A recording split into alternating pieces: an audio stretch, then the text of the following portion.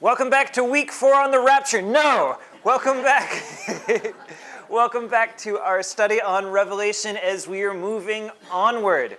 I did some quick math and said, all right, this is week 8 we've been doing this. We are headed into chapter 4, and at this rate we should comfortably be done by about September. So we're going to try to move the ball a little bit down the field today. And I have a very ambitious goal of covering 2 chapters today. We'll see if that comes to fruition or not here. Today we come back into the book of Revelation as we've sort of stepped out of it for the last few weeks to think about related questions, right? Today we have previously, our last chapter that we covered, finished off John's letters to the 7 churches, right? That's where, if you remember the actual text of Revelation, that's where we left off, as John had finished the 7 letters to the 7 churches. We now return to him as we move from sort of the immediate, right, the concrete, the churches around him, into what we usually think of when we think of the book of Revelation, right, into the vision that accompanies all of this. And so we'll begin then at the start of chapter 4. After this, says John, after this I looked, and behold, a door standing open in heaven. And the first voice which I had heard speaking to me like a trumpet said, "Come up here, and I will show you what must take place after this."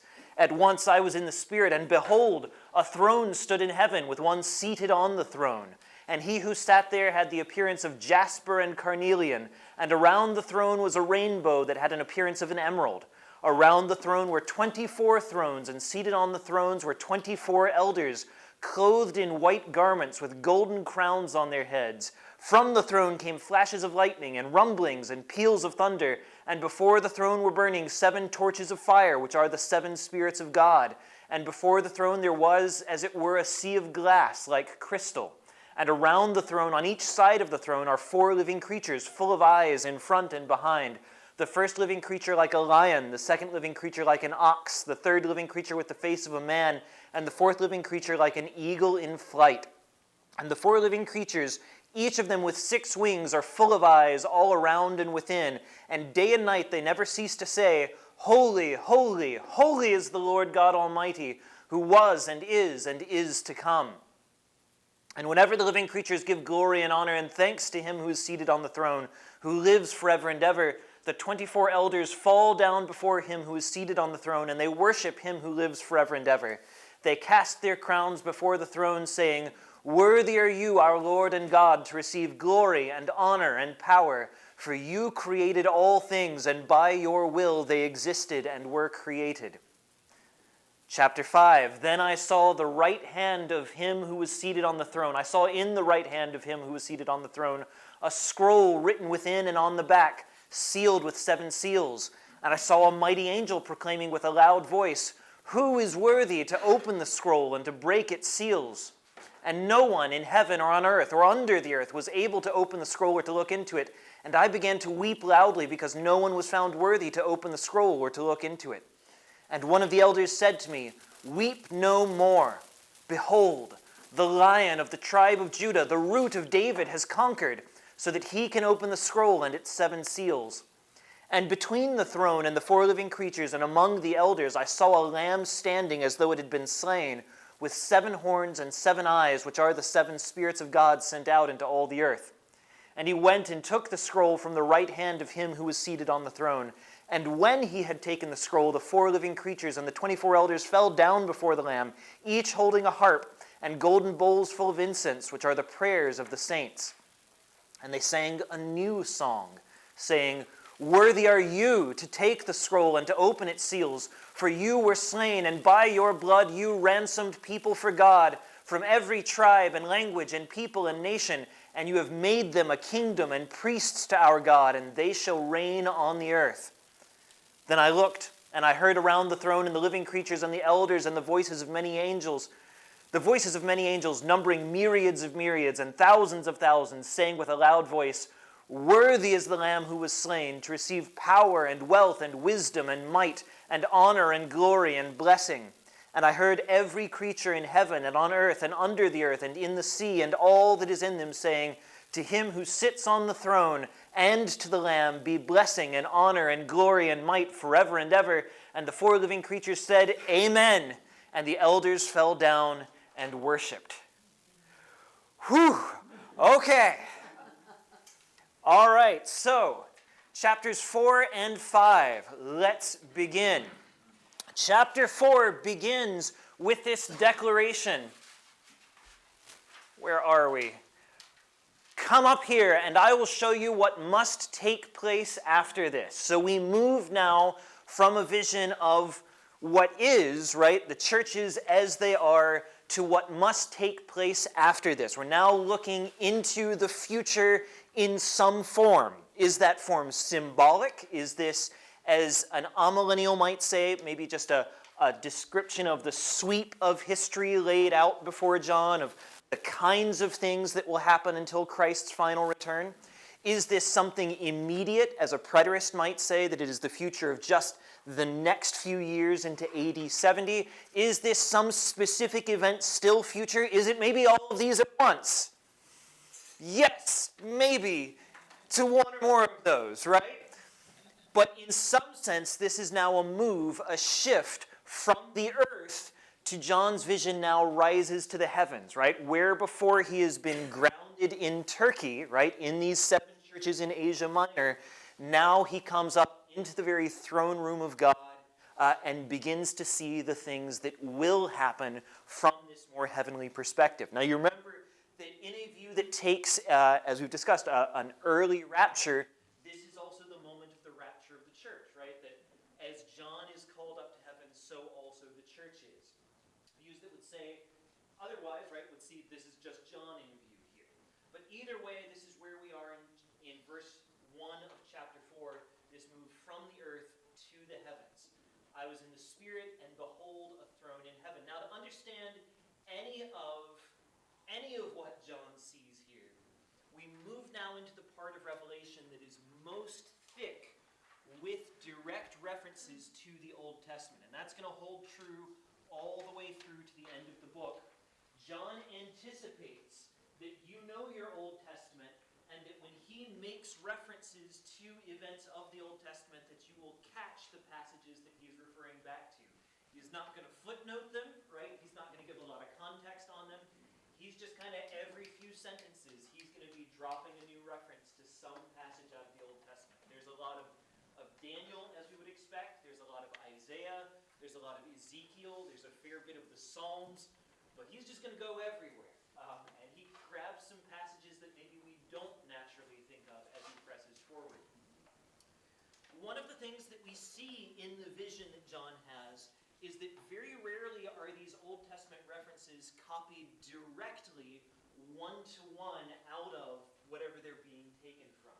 Instead, John's vision has a tendency to, when we say to remix the things that he sees in the Old Testament, he'll take elements of a vision in this book and combine it with elements of a vision in that book and merge them into one. Now, this is not the only place that we see this, right? Christ, in speaking to the Sanhedrin, when they ask him, tell us plainly, are you the Christ, the Son of the living God? Christ combines several prophecies in his answer to them, right? Yes, and you will see the mighty one sitting at the right hand of power and coming with the clouds of glory. That's him fusing several different Old Testament statements into one in his answer to them.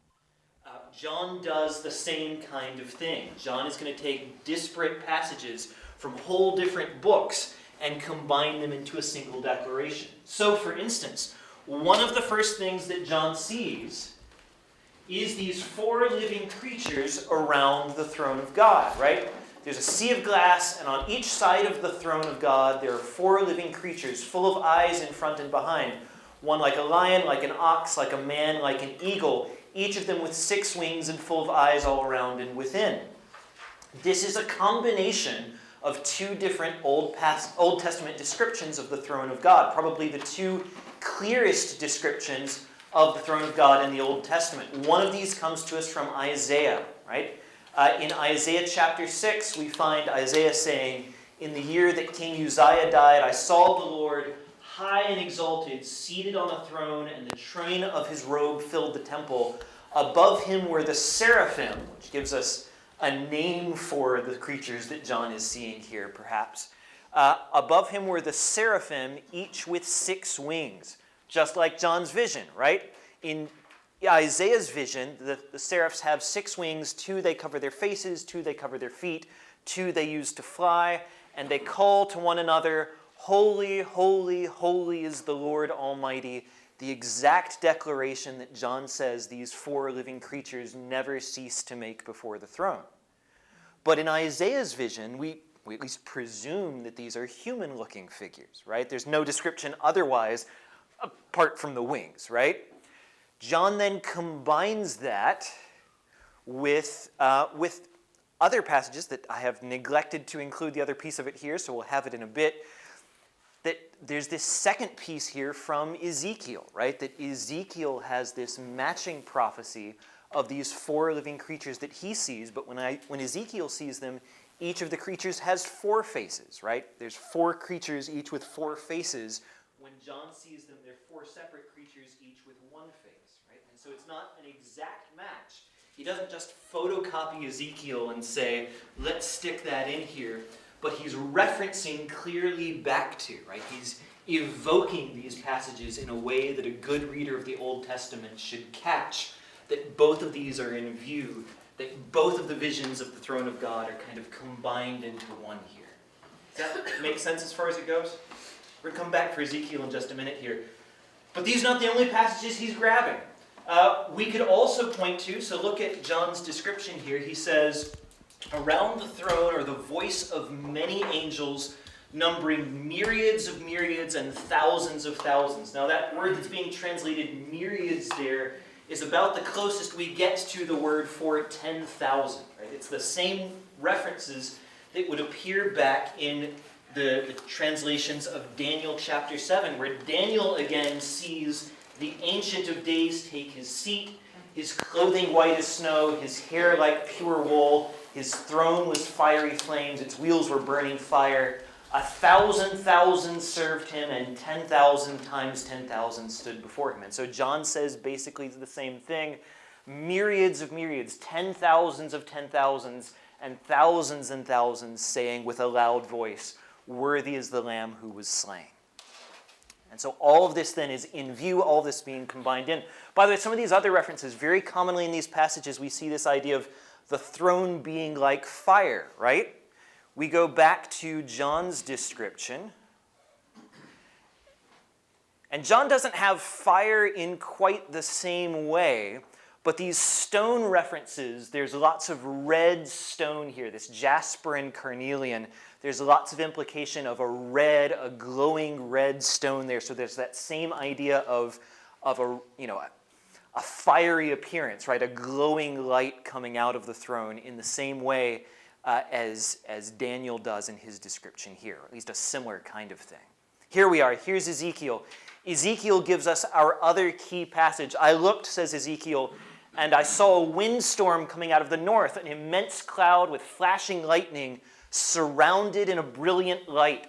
The center of the fire looked like glowing metal." There's that same idea, right? That again, this throne is glowing, that it is as if it was metal just come out of the forge, like glowing metal. And in the fire was what looked like 4 living creatures. In appearance, their form was human, but each of them had 4 faces and 4 wings. Notice differences, right? Ezekiel sees 4 wings on the creatures. There's still 4 of them, right? But in our other references in Isaiah, we've got 6 wings. So we have, maybe that's people trying to understand something that's kind of fundamentally too big for us, right? Maybe it's different aspects of the vision are emphasized at different times. But the core idea remains the same. In appearance, says Ezekiel, their form was human, but each of them had 4 faces and 4 wings. Their legs were straight, their feet were like those of a calf and gleamed like burnished bronze. Under their wings on their 4 sides they had human hands. All 4 of them had faces and wings, and the wings of one touched the wings of the other, right? So they're kind of marking out this space between them by the breadth of their wings. Each one went straight ahead. They did not turn as they moved. Their faces looked like this. Each of the four had the face of a human being, and on the right side, each had the face of a lion, and on the left, the face of an ox. Each also had the face of an eagle. Such were their faces. They each had 2 wings spreading out upward, each wing touching that of the creature on either side, and each had 2 other wings covering its body. So again, you can see parallels to Ezekiel, right? Ezekiel's got wings covering the body, covering the face and the feet, but Ezekiel sees it as 2 pairs of wings doing that, where Isaiah sees 2 pairs of wings doing that, where Ezekiel sees 1. Yeah? Why an ox, a man, a lion, and an eagle? Why those 4 animals? If we include man in that. You're asking a question? I am asking a question.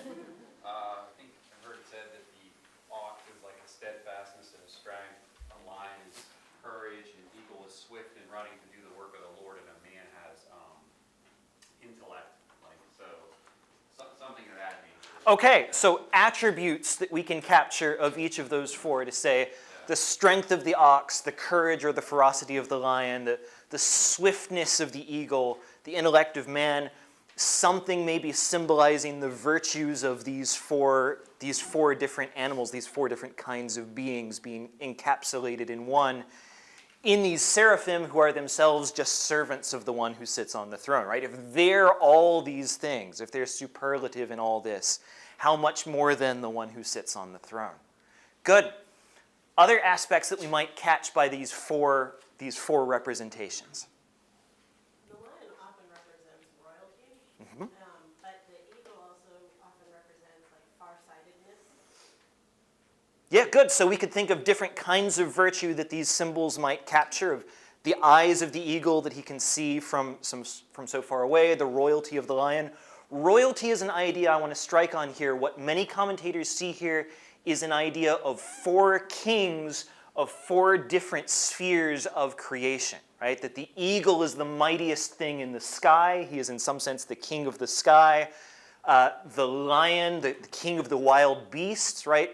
Maybe not officially in the way we'd call the lion the king of the jungle, right? But notionally kind of the fiercest wild thing.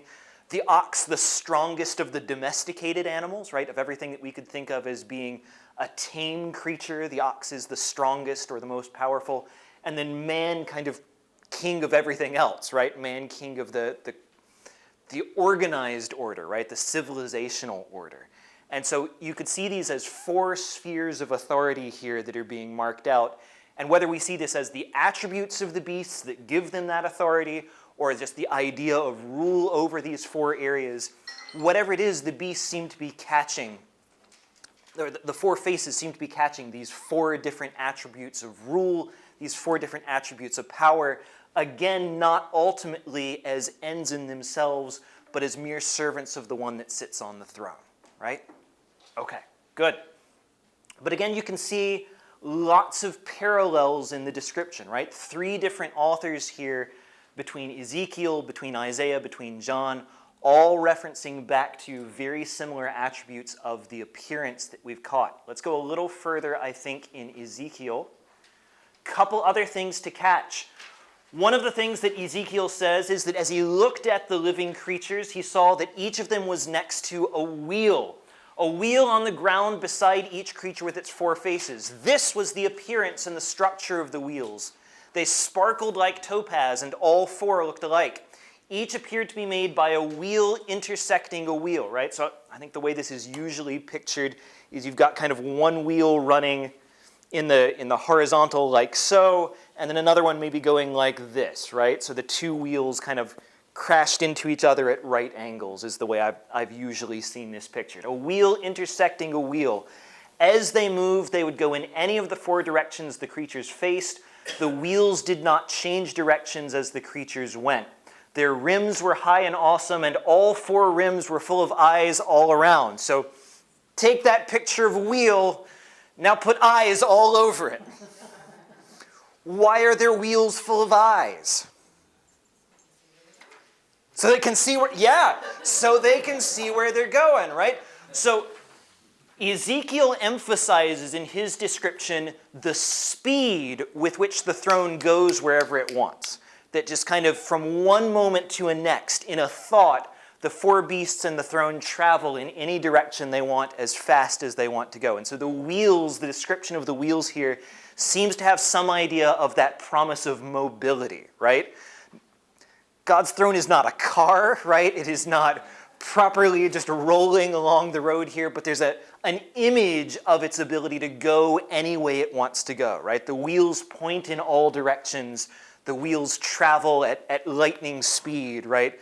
God goes where he wills is kind of the idea that's being presented here. What are the eyes for? It's absolutely right. So they can see where they're going. Eyes see, right? There's my hot take for the morning. Eyes are for seeing. When you have more eyes, you see more things, right? And so to be covered in eyes is to be full of sight, we might say, to be full of insight, right? To be able to see everything. And so to be wise, to be aware. This is common symbolism in the time to say, I'm aware of everything, I know everything, I'm very wise, right? I'm full of knowledge.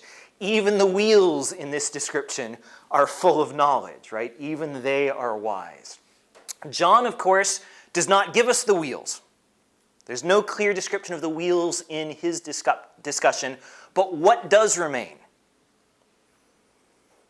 What bit of this description is still there? The eyes are still there. Rather than the eyes being separate, right, on the wheels next to the creatures, it is the creatures themselves who are covered in eyes now, right? Very clearly, they have the knowledge and the insight, right? They're seeing everything around them, and so they're covered all throughout with eyes. There came a voice from above the vault over their heads as they stood with lowered wings. Above the vault over their heads was what looked like a throne of lapis lazuli, and high above on the throne was a figure like that of a man. I saw that from what appeared to be his waist up, he was like glowing metal as if full of fire, and that from there down he looked like fire, and brilliant light surrounded him. Like the appearance of a rainbow in the clouds on a rainy day, so was the radiance around him, right? So there's this idea of the light passing through, casting these rainbows of refraction all about him. John also gives us a rainbow, but there's one odd note about that rainbow. What's weird about the rainbow? It's emerald. It's green. Yeah, it's a green rainbow. I don't know how you have an all-green rainbow, an emerald rainbow, but that's what you got here. One of the interesting things, why is there so much precious stone imagery here? Well, one reason might be just that precious stones are precious, right? They're beautiful, and that's part of what we're trying to catch, right? John doesn't want to just say, oh, well, it was green. He wants to give us this sense of the beauty of the thing. The other thing is that many of the stones that are being referenced throughout this passage are references back to, if you remember in the Old Testament, the high priest has this breastplate that he wears, right? And on the breastplate, he's got 12 stones set that represent the 12 tribes of Israel, right? He's got these, I think, 4 rows of 3 or 3 rows of 4 stones running across this breastplate. Many of those same stones are going to be referenced back into over the course of these passages. Again, you're a good Jew, you're a good reader of the Old Testament.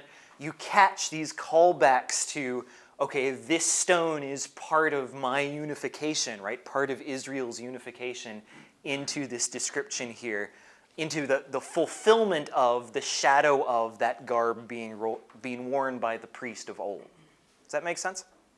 Okay, all right, so there's this rainbow about him that John catches this idea of too. From the throne, we are told, came flashes of lightning and rumbles and peals of thunder, and before the throne were burning 7 torches of fire, which are the 7 spirits of God. So we've got the Father here pretty clearly, right? The one sitting on the throne. We have the Spirit, the 7 spirits of God. Now we've talked about this before, right? That this bit, the 7 spirits of God, might be better read as the 7-fold Spirit of God, right? Whether we saw a passage like that back in chapter 1 and 2 as well, right? There's this description of the 7 spirits of God or the 7-fold Spirit of God. We're not entirely sure what John means by that, right? 7 throughout Revelation seems to have this idea of completeness, of fulfillment, of perfection. We talked about in the Old Testament how 7 is used many times for the fullness of something, right? So a week is 7 days. The creation is 7 days. Noah takes 7 of each clean animal onto the ark. You march around Jericho 7 times, and on the 7th day you march 7 times, right? You do 7 times around that last go round. There's this fullness of that, right? John is echoing that number here, right? So this sevenfold, this fullness spirit. There's also passages in the Old Testament where the Spirit of God is described with 7 attributes, right? And so it's the Spirit of God, and then it lists 6 other things that are true of the Spirit of God. That may be the passage that John is referencing back there to say this sevenfold Spirit or this 7 spirits of God. Father and Spirit, though, are pictured. If you are reading this book for the first time, a natural question ought to occur to you here, right? Where's the Son? If Father is here and Spirit is here, we just saw Jesus in the last couple of chapters. He's been the one talking to us all through chapters 2 and 3, right? He's the one who says to the angel at the church at Sardis or at Philadelphia or wherever it might be, write this and that. Where now is Christ? Why is he not pictured here? Hold that thought, right? He's coming. Compare the description we have here to something like the description in the book of Exodus, right? So this is as the people of Israel have left Egypt behind, they've gone out into the wilderness, they've come to the mountain, and God is ready to reveal the law to them, right? He's ready to establish this new covenant. And as they approach, we are told, on the morning of the 3rd day, there were thunders and lightnings and a thick cloud on the mountain and a very loud trumpet blast so that all the people in the camp trembled. And then Moses brought the people out of the camp to meet God, and they took their stand at the foot of the mountain. Something similar here, right? Lightning, peals of thunder, fire a moment before we saw the voice like a trumpet blast, right? And so all these same elements are being called back in with this, again, fulfillment in some ways of a story that goes at least back to the start of that covenant there, where they would hear those echoes of, the presence of God as Moses is encountering it back in Exodus, now encountering it again. But there's more here. I said we were going to grab from other books besides the ones we usually think of, Daniel, Ezekiel, and so on. Let's talk about some things out of Exodus here. If you've got your Bible, flip around to Exodus around chapter 25, where we get the description of the tabernacle, right? So as God is laying the plan for the construction of the tabernacle, he lays out many of the items that need to be present in the tabernacle, within the central areas of it. What do we find there that you can see echoed in the discussion of Revelation chapter 4? What elements appear in the throne room of God that look like analogs of what's described there? Take a moment, give you a minute to just look there. I give a couple of chapters. You can kind of scan your chapter headings even and just see what elements are present there. But see if you see something that looks familiar. Okay, all right. There's a bunch of stones there, right? The lampstands and the torches. Okay, good. One of the things present in the tabernacle is this lampstand that branches out the 7 different ways, right? What do we find in the throne room of God now? We find the 7 flames that are the 7 spirits of God, right? The Spirit himself is the lampstand that we see pictured originally back in the tabernacle. Good. What else? Gold spread all over the place. Okay, good. The whole thing's gold. The whole thing, you can imagine, if there's torchlight in there, is shining with the red gold light reflected off of every surface, right? All this burnished metal shining everywhere that we see. We've talked already about the priest and the stones on the priest's garment being some of the elements that we would see here as well, right? Good. Can you see others?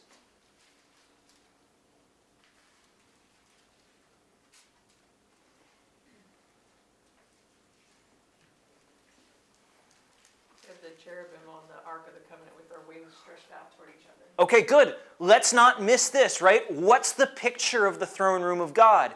The picture of the throne room of God is these four winged creatures all about the throne, spreading their wings out with the throne in their midst, right? The presence of God in the very midst of them.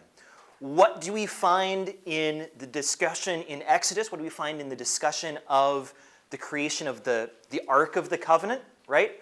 On the top of the ark, there are these two angelic figures built with their wings spread out over the top of the cover of the ark. And between the wings of the angels, we find the mercy seat of God, right? This is the place when the high priest comes that once a year to make offering of blood for the sins of the whole nation, right? This is the place on the Day of Atonement where the high priest goes before the presence of God between the wings of the angels, right? In that place over the Ark of the Covenant, that's where atonement is made. Now we find ourselves in the fulfillment of that shadow, right? Here is the throne of which the ark is built in mimicry. The final revelation of what that was pointing to all this time. And what John is highlighting to his audience is all these elements that show here is the full and final tabernacle. Here's what you were building in imitation of all those years before. We could point to some other things as well. We could say, one of the things that's present in the tabernacle is a basin for washing. What do we find before the throne of God? Well, no longer just a basin, we find a sea, right? We find this ocean as if it were made of glass in the place of where there was once just a basin of water. Where the tabernacle contained an altar, well, we are about to see a lamb as if laid upon that altar. Another chapter or two down the line, we will hear the voices of the martyrs crying from under the altar. And so while there's not an altar clearly described in these verses, there's a strong implication that one must be present here that just hasn't come into the narrative yet. And so all of these elements that marked the temple for what it was, now we find a full and final temple echoing all of them, or rather that they were mere echoes of. About the throne of God, so we've got these four beasts. We're going to kind of move in outward concentric circles here, right? First, there's the throne. About the throne, there are the four beasts. About the four beasts, there are these 24 thrones, lesser thrones, and seated on the 24 thrones are 24 elders. Who are the 24 elders? It's time for our classic Revelation answer. I don't know. Here are some possibilities. First off, let's start with this. We do not know whether these figures are human, whether they are angelic, or whether they are, can we say in some sense, symbolic, whether they're representational of some aspect of God's majesty or presence that maybe is not actually distinctly a different being, but just is a way of capturing that full sense, right? We don't know the answer to that, and that complicates things significantly. The best hints we have are that there are 24 of them. 24 is, stop me if the math goes too fast here, 12 plus 12, right? I'm pretty sure on that one. 12 is a significant number for a lot of reasons, right? We've got 12 tribes of Israel. We've got 12 apostles. Is this in some way, again, is this literally the 12 apostles plus the 12, maybe 12 patriarchs in some way, the 12 founders of the tribes of Israel? It could be. That's a little odd because it means that John in heaven sees John in heaven sitting over there on one of the thrones, right? That's a little bit peculiar, but peculiar doesn't mean it's not happening. There's a lot that's peculiar right at the moment, right? That could be what's happening, or even if it's not the literal people, it might be representative of them in some way, right? We might be meant to read this and go, this is the old covenant and the new covenant standing side by side. Here are the 12 tribes of Israel and the 12 apostles of Christ, maybe not literally them, but representatives of them, all seated about the throne of God, Old and New Testament, right? Old and New Covenant, worshiping together in unification. I kind of like that one. I think that's a a plausible read of the intent here. We are not given a decoder ring on this one. I'm thinking Vern. Judas is not there. No, but Judas does get replaced. Yes, he does. Right? Matthias does step into that position. And we will see later in the book, and it's much later, in the vicinity of chapter 20, when the New Jerusalem comes down, we are told that the foundations of the New Jerusalem, that on those foundation stones are, on 12 foundations, there are written the names of the 12 apostles. Right? And so I would imagine with you that Judas is not among those 12, right? But someone's name is there, and I would assume Matthias is the name that's written there. I would assume that's who's in view in that final passage. We're not given the list, right? But John clearly continues to affirm there are 12 apostles. And again, numerologically significant, right? That there is this echoing of 12 tribes of the Old Covenant, 12 apostles of the New. Is there any evidence anywhere in the Bible that any other type of being, an angel or whatever, is given any type of a crown other than one of the saints? That's a good question. I cannot immediately think of, other than divine figures, right? Other than Christ. Well, yes, there's one that we're going to come to in about another chapter. And the rider on the white horse, if I'm recalling correctly, is given a crown. In fact, I'm confident of that. The rider of the white horse is given a crown, at least a crown of laurels when that comes. Whether the rider on the white horse is something other than a divine figure or an angel is itself kind of open to question. In the context of Revelation, we will find, I think, even some demonic figures that are given crowns at various points, right? At different points along the vision here. Outside of that context, I would have to sit and cogitate on it. So you're saying, is that an argument for these as Like the 12 apostles. right, because they have crowns, and who else, are angels given crowns? Exactly. Yeah, I think that's a great question. I can't think of an immediate counterexample of something that we know is an angel that's given a crown, but I don't want to swear that there's not one like that either, right? Just out of speculation, for, the 12 apostles, and Judas wouldn't be represented, would there be a possibility that Paul might be represented there since he was the apostle to the Gentiles? Yeah, that's a great question. Could Paul be one of the 12 that are named here? We'd obviously be guessing at anything that we say in answer to this. Part of the complication here is that apostle gets used a couple of different ways in the New Testament, right? Certainly there are the 12 who seem to be called out uniquely. Paul gives us a list of apostles, right? Paul writes at one point and says, that Christ appeared first to Cephas and then to the 12, and then, and gives a list of other people that Christ appeared to, James, the Lord's brother, and then I last as one born out of sequence, right? I'm butchering some of the specifics of the verse here, so hopefully I'm close enough that everybody's with me on that. And seems to identify, certainly Paul identifies himself as an apostle, right?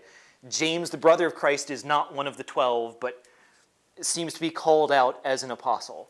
There is some sense in which all these men are apostles, but they are not part of the 12. And Paul himself seems to separate himself from the 12. Says, to the 12, and then later to me, not as one of them. And so my sense would be that seems inconsistent with the way that the 12 are identified as something set apart. But anything I say is going to be speculative there, right? I don't think we have any grounds for saying that Paul is clearly one of those, would be included in that list. I don't think there's anything clearly to point to there, because if we were going to grab him, we'd also have to grab James, and then we've got too many names, right? There's too many in the list at that point. Is that a fair answer? That would be my sense of it, anyway. Anybody else? Okay, all right. Another possibility here is that there is a point in the Old Testament where the priesthood is counted off, right? There's a division of the priesthood that names the families of the priesthood.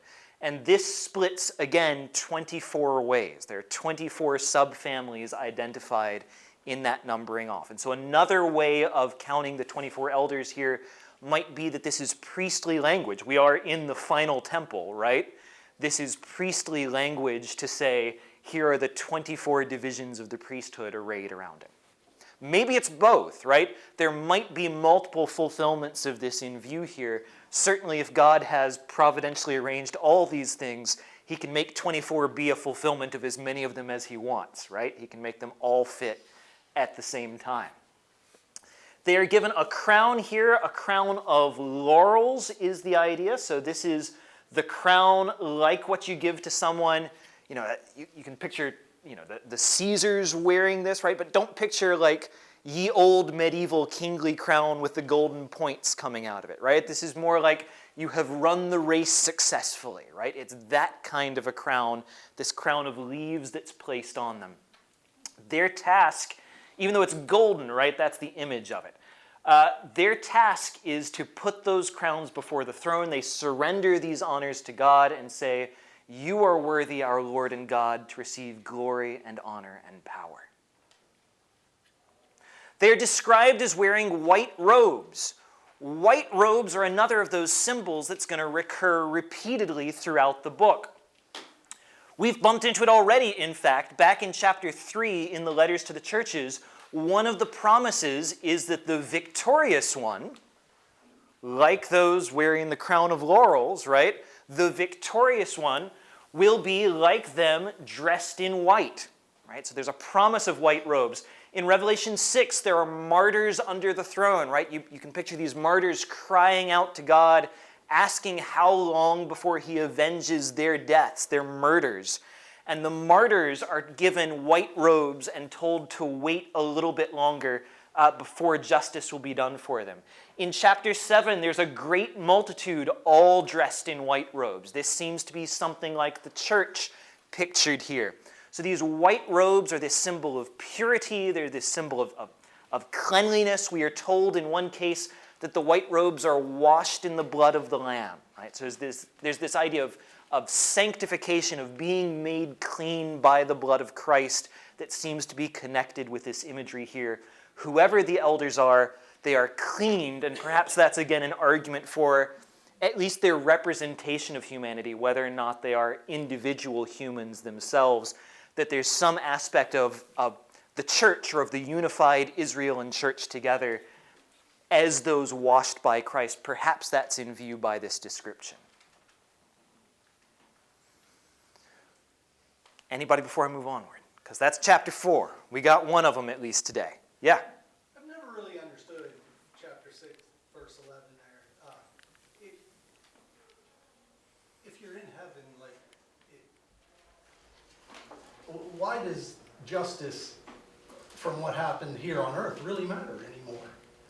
So the question is, for our camera there, the question is, why are these martyrs still concerned with matters that happened on earth? Yes. Can I defer that question until we get to chapter 6? Because it's a great question, and it's one that the commentators have wrestled with some, is to say, why are the martyrs, I don't want to say why are they still upset about this, but that's kind of the, right, why is their focus? Why are they still thinking about what's happened to them in the past here? And that's something that we will talk about some as we come to chapter 6. Let me shove that off into the future, and we'll come back for him, okay? Good. Anybody else where we are? All right, okay. Chapter 5. There's a scroll. I saw in the right hand of him who was seated on the throne a scroll. So there's this scroll. It's sealed. It is sealed 7 times. We are in search of someone to open the scroll, and no one is worthy to do so. There's some peculiarities about this scroll. First off, it's written on both sides. You don't do that. You don't write on both sides of a scroll because it's not like a book, right? You don't have this side and then the other side. You're unscrolling the thing as you go, right? You're rolling it out. If it's a big scroll, you're maybe rolling it back up on the other end as you do so. You can't get at the other side of it conveniently. It doesn't work that way. So the idea here is of a scroll that's overflowing, that there's so much written in this scroll that it can't fit on just one side of it, that all of it has to be covered over with text. It is sealed 7 times. We've just talked about how 7 is a completion or a perfection. This thing is thoroughly sealed. Nobody's getting into the scroll. We sometimes try to picture the 7 seals on it. Here's what I think has been suggested is the most likely appearance of something like this, right? 7 separate seals, all of which have to be opened before the scroll can be unleashed. You can't read it until that's been done. Great. What is it? Revelation's never going to tell us. There is never a point where anybody clearly takes this scroll and they read the contents to us so that we get to know exactly what's on it. But, as usual, John's got some references here. We have seen what might be this scroll before. In Ezekiel chapter 2, let's go back to Ezekiel real quick. And there is a vision given to Ezekiel. God says to him, "Son of man, I send you to the people of Israel, to the nation of rebels who've rebelled against me. They and their fathers have transgressed to this very day. But you, son of man, hear what I say to you. Be not rebellious like that rebellious house. Open your mouth and eat what I give you." And when I looked, behold, a hand was stretched out to me, and behold, a scroll of a book was in it. And he spread it before me, and it had writing on the front and the back. That's interesting. And there were written words of lamentation and mourning and woe. And so Ezekiel is given this scroll to eat. The scroll is covered in writing. The writing is God's judgment against Israel, right? It is his condemnation of the rebellion of Israel. But wait, because Daniel also sees a scroll. Daniel is getting this prophecy, right? And in the course of the prophecy, he is told of events that will happen. At that time, your people shall be delivered. Everyone whose name was written shall be found written in the book. And many of those who sleep in the dust of the earth shall awake, some to everlasting life and some to shame and everlasting contempt.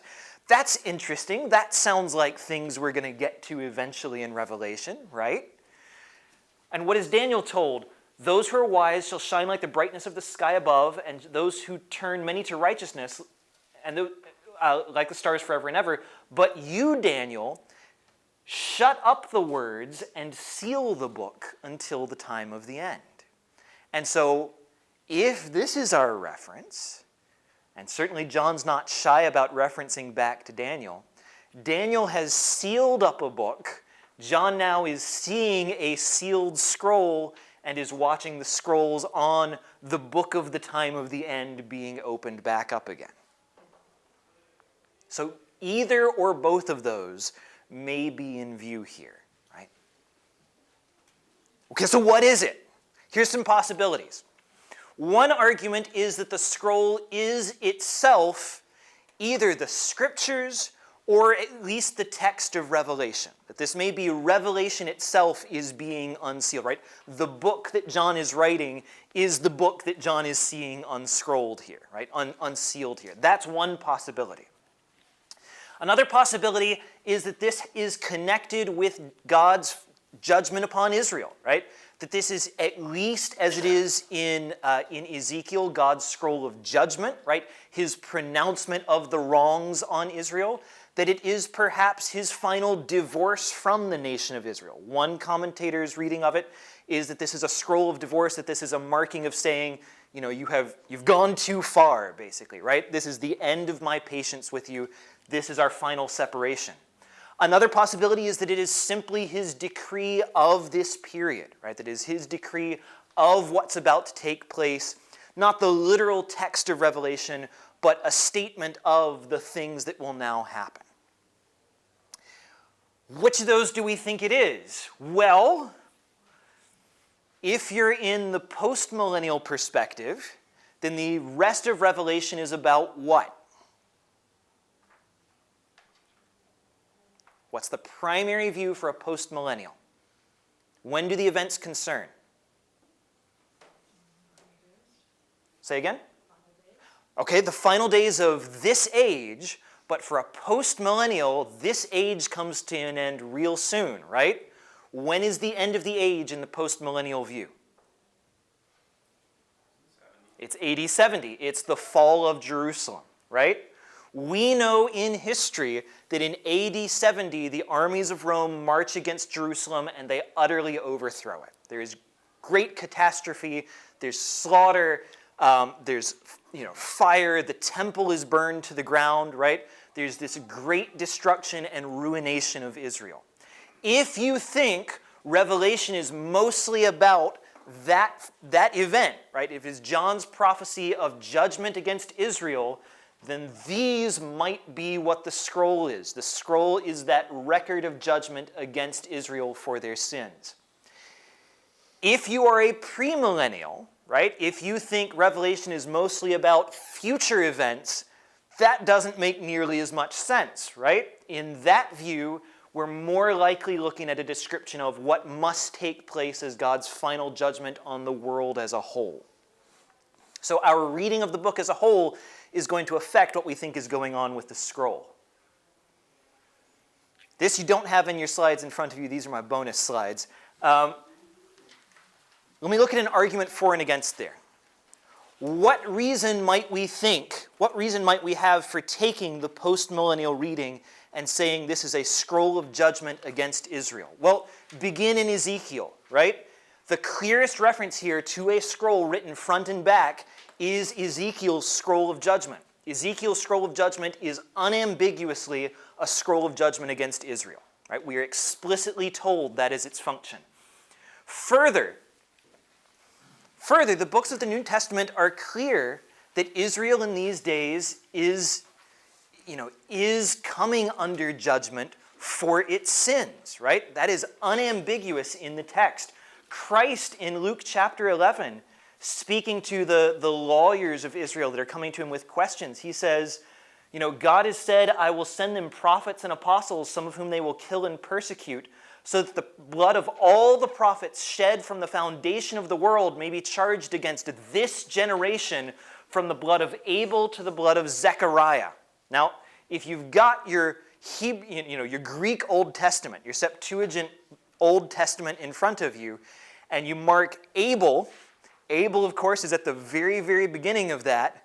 Zechariah is going to be the very last book in that, right? And so that's going to grab your whole Old Testament. And the span here, the argument is, every prophet I have sent you across the whole sweep of the Old Testament, you have murdered. And Christ says explicitly, it will be charged against this generation. Now that fits pretty well with the destruction of Jerusalem, in the same generation, less than 40 years later, is a judgment on Israel for the combined sins, the sins that have fallen over all the years between there.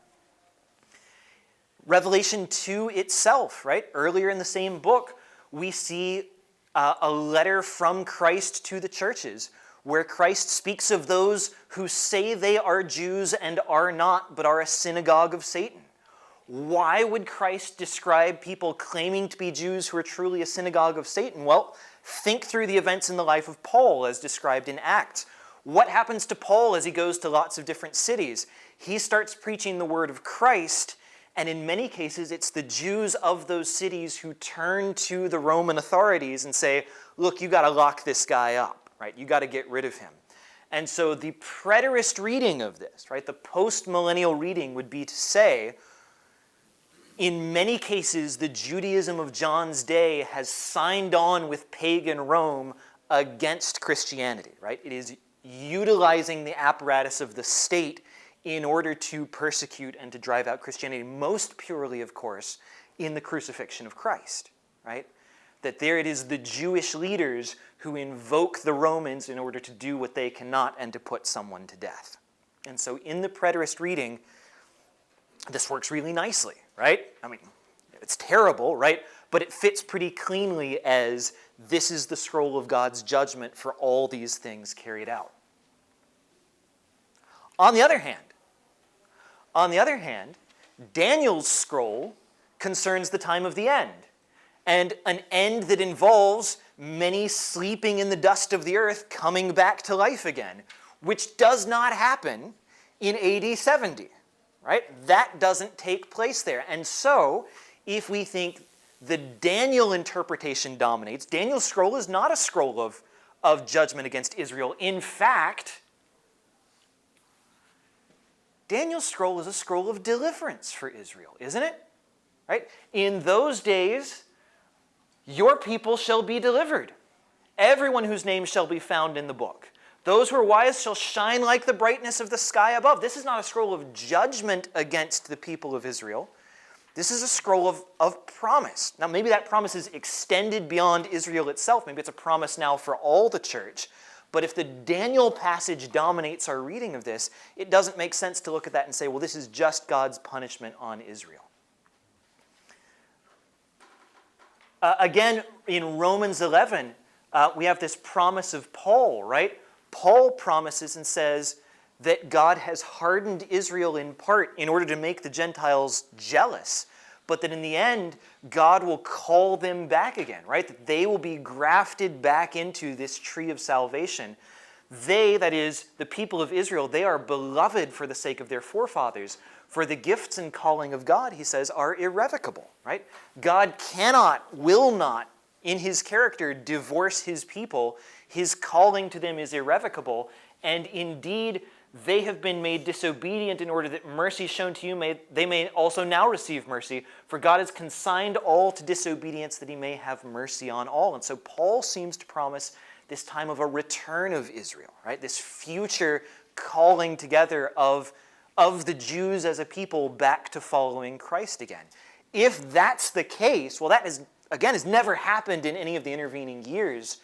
Again, it's odd then for this to be a scroll of divorce. Does that make sense? One more thing that's odd here. What's John's reaction to discovering that no one can open the scroll? What does he do? He weeps much. John is himself Jewish, right?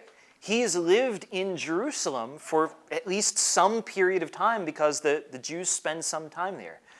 Does John, on discovering a scroll of judgment against his own people, his own city, does John respond to finding out that scroll can't be opened by weeping?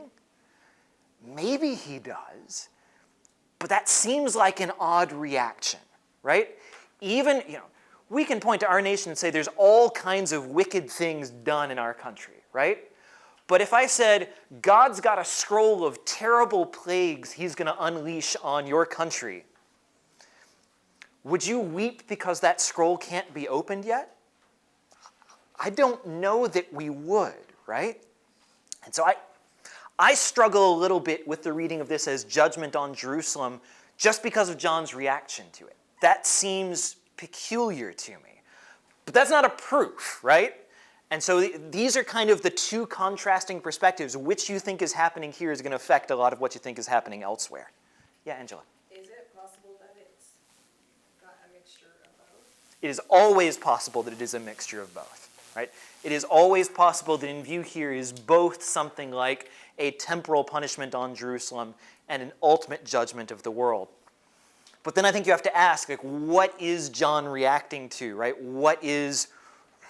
How does all of it fit if it's a split or a dual fulfillment here? How does everything hang together there? Can that fulfillment also, though, be the redemption of the Jews in that particular? So could it be a promise of immediate judgment but ultimate redemption? That could be what's in view here, right? It could be both of these, that it is the Ezekiel and the Daniel operating somehow in tandem together. Anything we say there is ultimately going to be a guess because we just aren't given an explicit answer to what's in the thing. I did not get through the end of chapter 5. That's all right. Next week, Christ comes on the scene at last. We will see the scroll begin to open then. Let us return next week. Have a great week, and I'll see you then.